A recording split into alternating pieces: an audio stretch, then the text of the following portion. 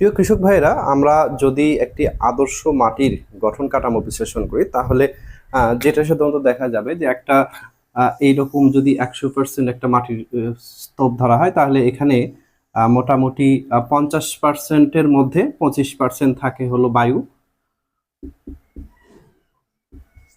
25% থাকে হলো পানি, এবং এখানে এই যে 45% এইটা সাধারণত অজৈব পদার্থ, যেটা দিয়ে সাধারণত মাটির গঠন উপাদান থাকে। এবং এই যে 5%, এই 5%টাই মূলত হলো জৈব পদার্থ। তো এই 5%-এ আসলে মাটির একটি উল্লেখযোগ্য বৈশিষ্ট্য বহন করে, কারণ আপনার মাটিতে ফসল উৎপাদন হবে কি হবে না এটা মূলত নির্ভর করবে এই 5% জৈব পদার্থের উপরে। এবং এই 5% জৈব পদার্থ বৃদ্ধির জন্যই কিন্তু আসলে আমরা জমিতে জৈব সার প্রয়োগ করি। এবং জৈব সারের অপারেশন যদি বলি যে আসলে জৈব সার কিভাবে কাজ করে, তাহলে যদি আপনার